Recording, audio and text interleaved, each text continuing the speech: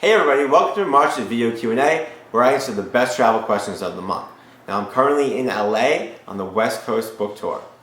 I've been having such a blast doing it. Meeting readers, talking about travel, sharing stories, having drinks. This is what I love about blogging, being able to meet new people. So this whole book tour has been pretty phenomenal.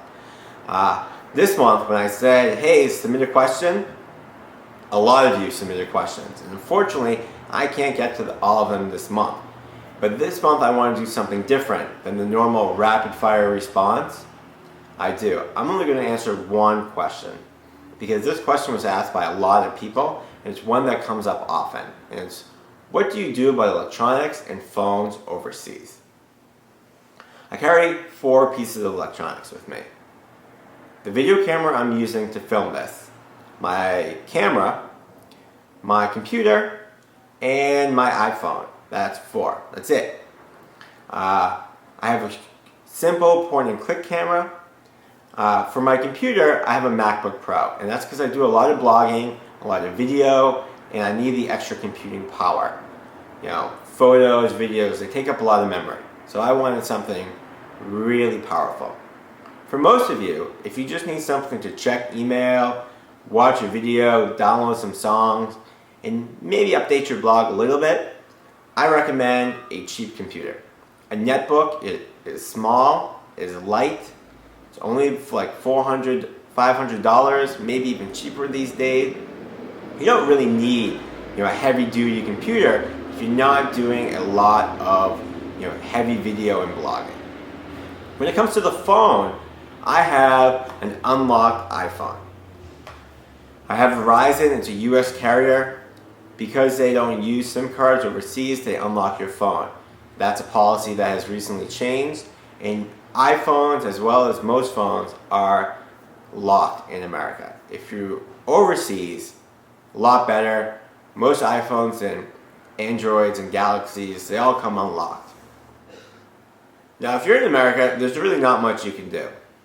Phones come locked. Now, you can unlock it, but it breaks the warranty on your phone, and you do that at your own risk.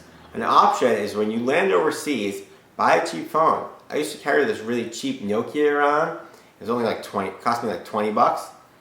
Not that much. Use it wherever you go. For actual phone reception, whenever I land to a country, I buy a SIM card. And that allows me to have a local number wherever I need to go. Now, if I'm in a continent like Europe, where my phone number will work pretty much anywhere, what I'll do is when I land into a country, I'll dump a lot of credit on that phone and I'll just use it till it expires. That way I'm not always having to reload a SIM card in every country. When you're moving through Europe and there's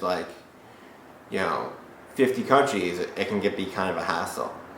So I just use that until it expires and then I get a new SIM card in the country I'm in. And I find this pretty much works anywhere. SIM cards are very cheap. Couple of bucks. Phone credit varies, and I always like to get a phone plan that allows me data so I can tweet and Instagram and email. And most SIM cards nowadays come with free data, and so I try to use that. I try to find a phone company where that can happen with. And yeah, it's really not hard to find a SIM card.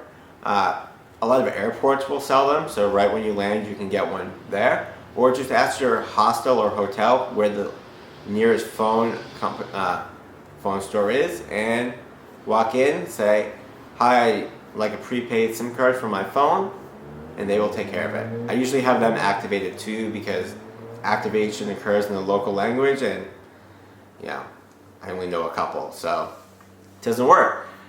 So that's really what I do about electronics and phones while I travel, and I hope that really answers your question. Next month, I will answer a lot of the questions you submitted in sort of a rapid fire response again, but I wanted to take the time to really focus on this one question. So, until next time, travel safe, travel far, travel wide, and have an awesome time doing it.